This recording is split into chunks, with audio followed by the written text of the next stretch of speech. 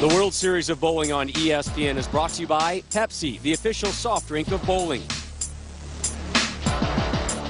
Columbia 300. Columbia bowls the world over. The makers of Bayer Aspirin, Bayer. And by Geico. 15 minutes could save you 15% on car insurance. Glad you're back here with us at the South Point Hotel and Casino here in Las Vegas as ESPN's presentation of the World Series of Bowling rolls on. Time now to know a little bit more about the wood today. The Lumber Liquidators know the wood with Randy. Hey everybody, let's talk about how the players are going to navigate this 37-foot Viper oil pattern. Notice the heavy concentration of oil in the middle part of the lane. That's that deep dark blue color. This area is going to get the most play today. But there's an area that you really need to be concerned with. Unlike last week's Cheetah Championship, notice that there's blue all the way across this oil pattern. So no free friction of the outside part of the lane. In fact, if the players get their bowling balls right of the break point at about the 7th or 8th board at the 37-foot mark, their bowling balls have no chance of getting to the pocket. All right, thank you, Randy. Back here with the Pepsi Viper Championship. And while we stepped away, Bill O'Neill in the 5th, dropping what I like to refer to as a ham bone. And then in the 6th, you can call it a Yahtzee or drop it in nickel, whatever you want. Oh! And Leto steps up in the 4th frame after going high in the 3rd. Once again, it's through the face, only leaving the 3-pin. And Leto, move left, make an adjustment, brother. Open it up. Guess what? He listened. Perfect 10 in the pit. So here we are through 5.5. O'Neill with a huge 55-pin lead.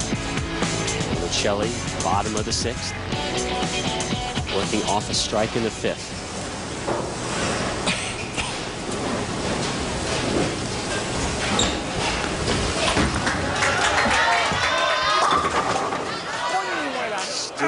Just one strike today for the Venezuelan. Well, he made a ball change there and looking for a little less reaction down lane and made a right ball change. A little upset with himself not being able to find the pocket, and rightly so. There hasn't been much to be happy about in his game today. Well, and I misspoke. He did find the pocket, but unhappy in the fact that he's not striking. He made a great shot the last time on the left lane. He just switched to a high road on the right lane, only to leave a 4-pin, put the strikes together. Last time he was on TV was versus Bill O'Neill. And he rolled an injured 142, his lowest score ever on television. Not faring much better here today, unfortunately.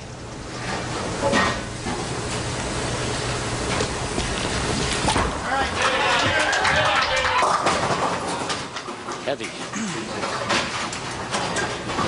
And what you're seeing is what makes the Viper oil pattern a little more challenging. You get the ball left of target with not enough angle, and there's no chance of that ball holding pocket. Just not enough oil in the middle part of the lane. Now, on the flip side of that, if you get the ball too far to the right, it hits that hang spot and never gets to the head pin.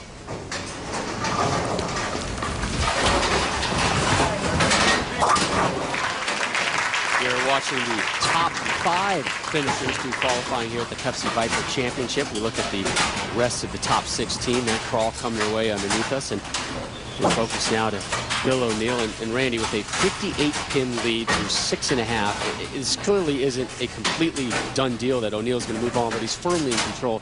How do you approach the rest of this game from here on out if you're O'Neill? Well, you want to stay in the groove. And now you want to look at other ball reactions and just get yourself locked in for the next match and make sure that you're completely confident with the line you're playing and the bowling ball you're throwing. That next match will be versus 3-seed Mike Devaney. As we go high above Bill O'Neill. Sneak in from behind to watch this spare attempt. So O'Neill remains clean through 7. We talked about the ESPYs story. Bill O'Neill invited to the ESPYs this year in LA. That was won by who else? The living legend, Walter Ray Williams Jr. But Bill saying that what a great experience it was. His wife Christy was kind enough to let him take his brother rather than her to the event. And, you know, he's a Philly guy, so he said one of the big highs for me was not being without his wife, of course, was running into the legendary Dr. J. Nice. Yeah.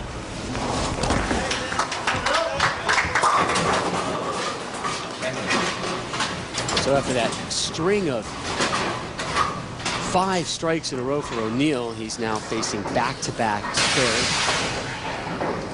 Well, Bill O'Neal's in the 230s, the best Amleto Monicelli can shoot right now, 212.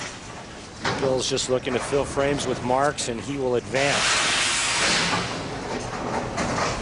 It's good to see that man bowling well again, though. Always enjoyed watching Amleto Monicelli. His unique style when he first came out on tour, gosh, some 20 years ago. You're not the only one who enjoys watching Amleto.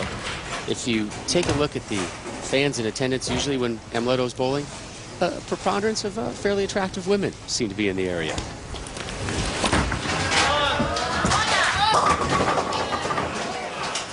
Amleto leaves the 10-pin, a frustrating afternoon for the Colombian and for his fans. They're still at least flashing their smiles.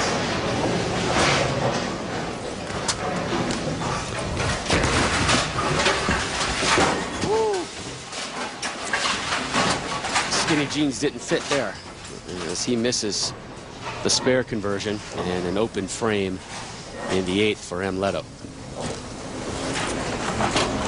Mama said there'd be days like these, and the last 2 TV outings for Amleto have been borderline nightmares.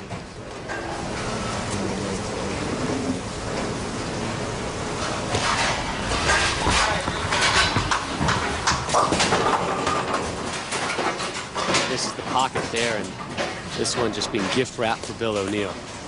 You know, and you're exactly right when you said, Mama said there'd be days like this, because right now he just wants to find some place to go hide. Yeah, and it's not here. And it's not even in the vicinity of this place.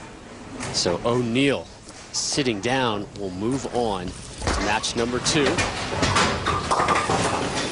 another open frame for the Venezuelan. So tour title number 20 will not be had today for Amleto. Bill O'Neal still in pursuit of his 3rd career tour title. Here he is in the 9th.